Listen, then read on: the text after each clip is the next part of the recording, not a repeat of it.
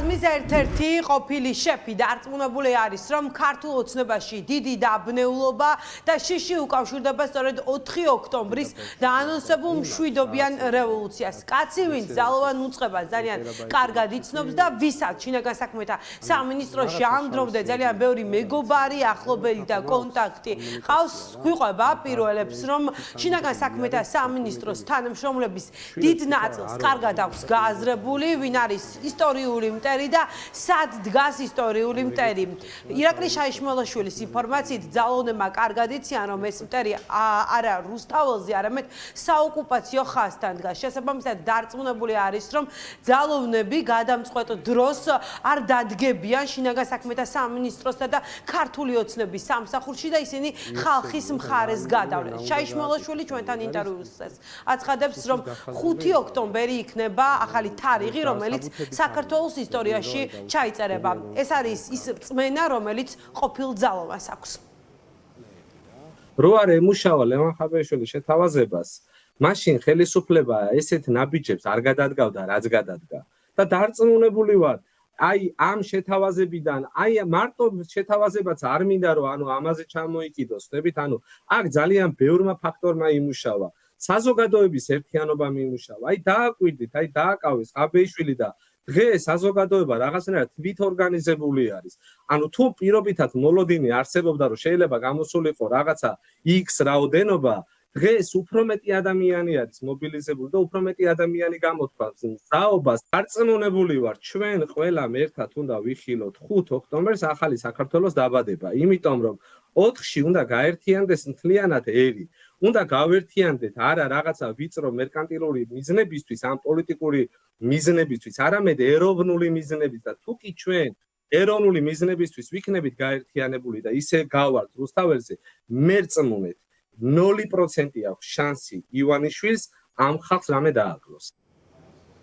ირაკლი შაიშმელაშვილი ტელეპიროლთან ინტერვიუში აცხადებს, რომ ქართული ოცნების წარმომადგენლები ცდილობენ ახლა ძალოვანი უწყების თანამშრომლებში შიში დათესონ, ეუბნებიან, რომ 4 ოქტომბერს მაინც არაფერი არ მოხდება. ეს არის სწორედ ის ფრაზა, რომელიც შაიშმელაშვილის ინფორმაციით რამდენიმე დღის წინ რიგით ძალოვნებს ძალოვანი უწყების ხელმძღვანელებმა ერთ-ერთ თათბირზე უთხრეს. შაიშმელაშვილი აცხადებს, რომ განსაკუთრებული მობილიზება აქვს გამოცხადებული, განსაკუთრებულ დავალებათა დეპარტამენტში და ასევე უსაფრთხოების უპრეცედენტო ნორმები აქვთ მიღებული, რადგან მოსასმენი საშუალებები აქვთ დამონტაჟებული როგორც ყაზარმულ ოთახებში, ასევე სასწავლო ოთახებში, ასევე უკრძალავენ სპეცრაზმელებს, რომ გამოიყენონ სიგნალის აპლიკაცია, მხოლოდ WhatsApp-ის მეშვეობით ჰქონდეთ კომუნიკაცია აბსოლუტურად ყველასთან, მათ შორის ოჯახის წევრებთანაც კი.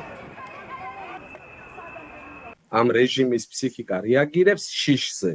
შესაბამისად, ამათი შიში არის 4 ოქტომბერი და დამიჯერეთ პანიკაში არიან, ამას შესაძლოა არ იმჩნევენ, მაგრამ პანიკაში არიან და რატო არიან პანიკაში, რა ამაძლევს ამისი თქმის საფუძველს, რაც შიდა კულვარებში ხდება, როგორც ქვედანაყოფებში, როგორც მაღალი თანამდებობის პირების საუბრებში, როგორც მათ ჩატებში და მათ დამოკიდებულებაში. ინდონეზე არიან პანიკაში შეპყრობილები, რომ აუკრძალეს, რომ ტელეფონებიდან წაშალონ სიგნალის აპლიკაციები. მხოლოდ გამოიყენეთო WhatsApp-ის აპლიკაციები. მოსაწევ ადგილებში, საცხოვრებელ ყაზარმებში, საკლასო ოთახებში დამონტაჟებული არის ფარული მოსასმენი აპარატურა. მოусმინოთ. აგრეთვე ამ ადამიანებს აშინებენ, რომ ეუბნებიან, რომ თქვენ გისმენთ და არა მარტო თქვენი ოჯახის წევრებსაც უსმენთ და ღმერთმა დაიფაროს ვინმე სადმე რამე გაგივიდეთ. შენ თუ როგორც ხელისუფლება, როგორც ინსტიტუცია, მართალი ხარ, სწორად აკეთებ ყველაფერს, დამაჯერებლად მიუყვები ამ პროცესებს, რატო გჭირდება მსგავსი დიალოგები შენს კოლეგებთან და თანამშრომლებთან? თუ არა გაქვს შიში და შიში შეპყრობილი არ ხარ ერთი და მეორე, დარწმუნებული ხარ იმაში, რომ რასაც აკეთებ ეს დანაშაულია და ამისთვის გჭირდება ამ ყველაფრის გადაფარვა. როგორც საზოგადოებაში ცდილობენ შიშისა და ნიჰილიზმის დათესვას, ასევე ცდილობენ შიშის დათესვას მოქმედ თანამშრომლებში. და ამ ადამიანებს ეუბნებიან, რომ მაინც არაფერი გამოვა.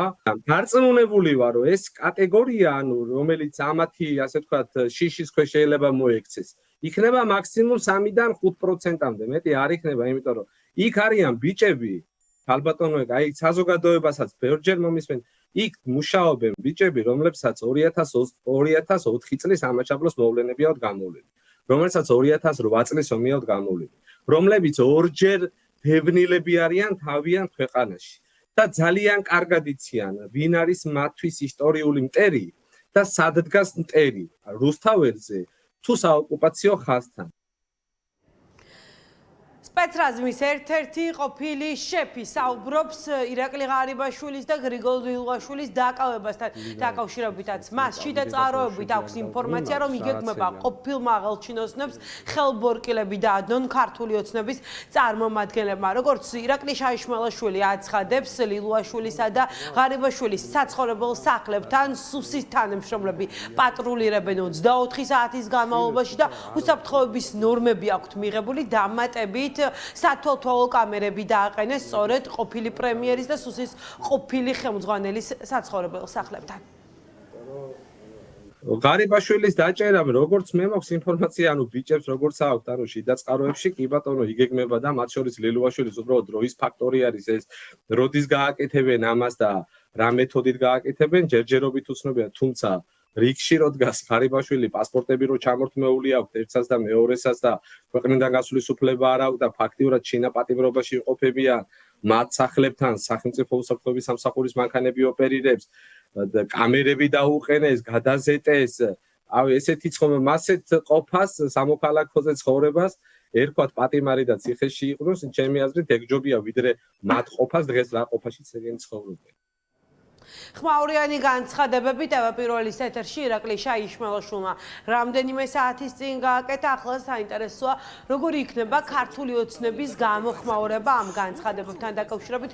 ჩვენ ბუნებრივია მათ შეფასებებს მოგასმენინებთ ჩემს გამოშვებებში.